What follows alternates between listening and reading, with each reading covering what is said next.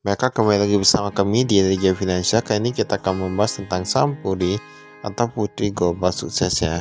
Ini kita lihat di sini, ini laporan keuangan cukup cantik ya, karena mereka desain cukup bagus. Ini ada disebutkan direktur utamanya yaitu Eko Saputra Wijaya, lalu ada direktur yaitu Hedi Saputra.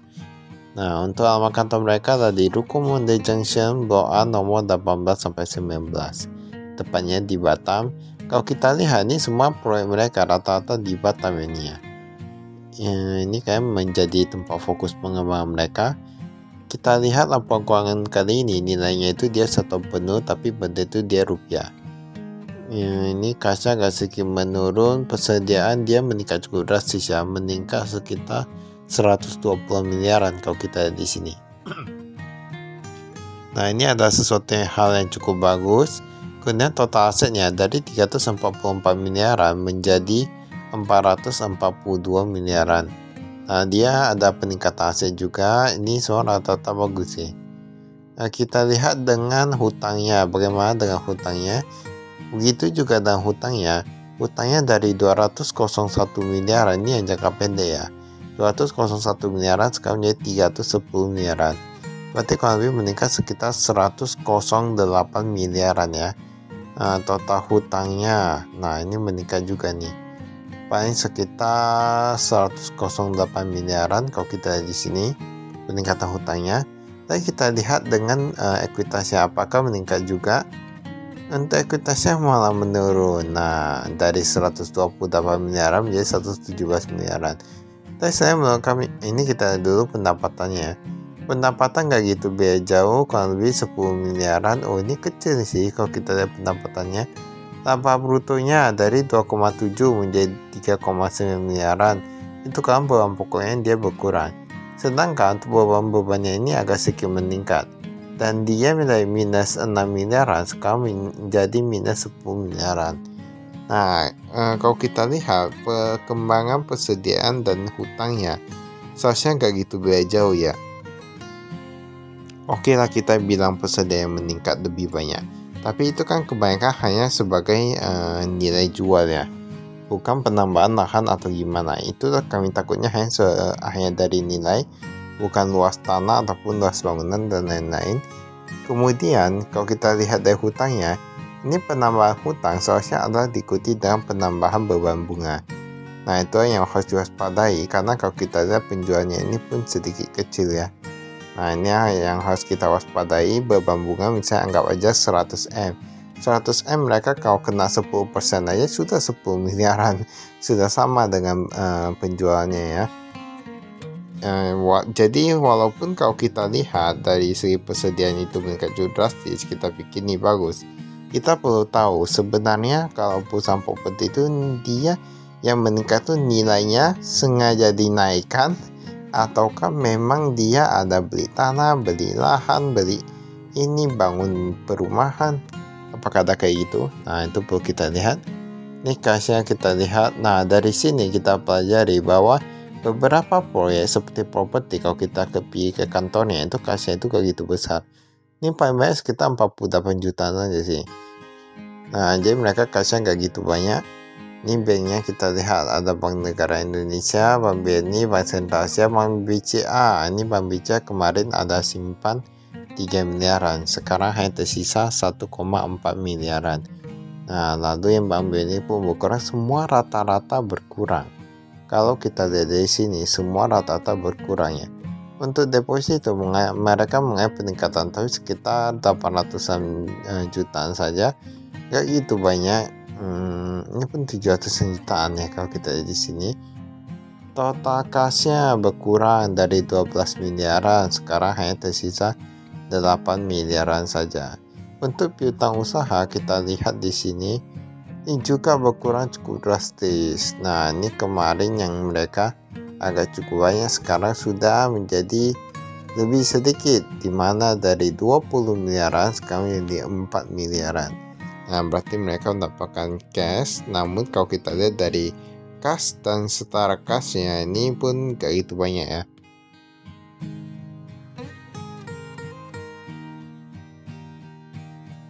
Ini ada yang lebih dari 30 hari, ada lebih dari 90 hari, 3 bulan yang belum dibayarkan, sekitar 100 juta aja sih. Kayak gitu banyak. Piutang lain-lain kita lihat persediaan. Sebenarnya ini yang agak susah ya. Ini kita lihat persediaan ini ada disebutkan luas tanahnya, ukurannya, mana yang sedang dibangun. Ini cuma nilainya saja, karena rata-rata ada beberapa perusahaan properti yang untuk persediaannya itu mereka anggap mereka naikkan nilainya. Ibaratkan naikkan aja 4%, nah naikkan aja 5%, nah bisa kayak gitu ya. Karena mereka anggap harga bangunan di sana pada naik semua. Nah, jadi kalau gak ada luasnya itu agak susah. Dan kami menemukan beberapa perusahaan yang dia ada cantumkan luasnya. Itulah yang kami suka. Pokoknya perusahaan yang cantumkan luasnya kami lebih kami lagi gak gitu khawatir lah. Ini aset tetap bisa di sini.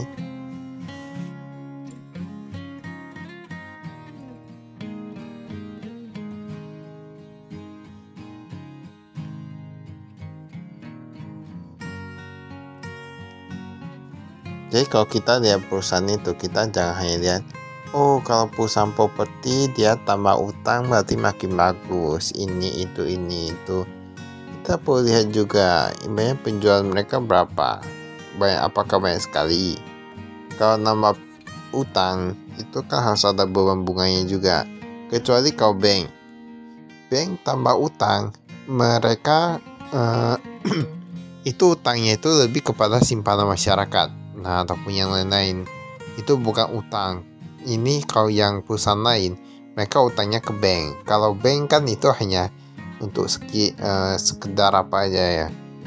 Yaitu sangat berbeda industrinya. Utang usaha kita di sini lancar. Nah, ini bahkan ada yang lebih dari 3 bulan belum dibayarkan, sekitar 5 miliaran. Kita pun nggak tahu ini lebih dari 3 bulan berarti berapa bulan ya. Jangan-jangan bisa lebih banyak atau gimana, nggak ada yang tahu ya.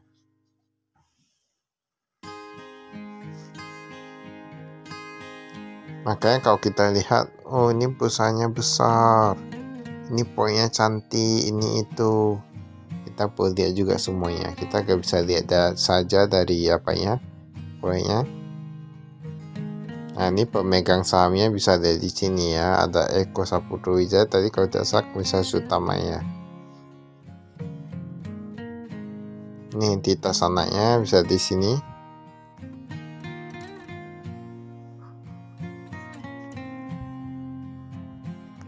Mereka pendapatan dari rumah meningkat dari 2 miliaran sekarang menjadi 6 miliaran.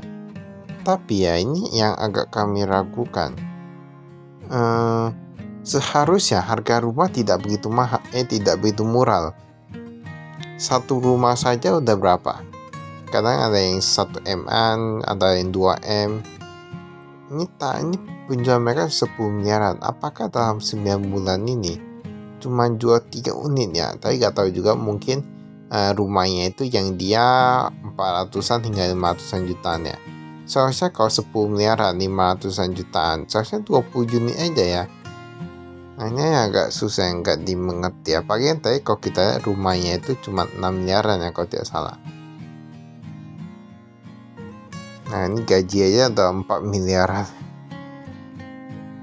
Menurut kami ya, kalau penjualan 10 miliaran, gaji 4 miliaran itu agak di luar nalar sih. Tapi kita gak tahu sebenarnya 4 miliaran itu kepala komisaris, direktur atau gimana. Nah, jangan-jangan kepala top management yang lebih banyak. Untuk posisi yang low management, jangan-jangan dikit aja. Kita gak ada yang tahu ya nih ya. Jadi semua perusahaan itu kita perlu lihat dengan lebih teliti. Nah, itulah. Tapi semua tergantung pendapat dan pandangan masing-masing. Ini kita lihat. Nah, ini segmen operasional. Rumahnya rugi sebelum pajak. Nah, bahkan saya perumahan itu rugi. Apartemen aja yang untung 200-an jutaan. Nah, rumah dari penjualan 6 miliaran, mereka rugi jadi 12 miliaran. Jadi banyak orang kalau ada yang bergelut di bidang properti bukan berarti dia kaya ya. Itu perlu lihat juga dia hutangnya berapa, ini itu semua perlu dilihat. Ini agak susah sih sebenarnya.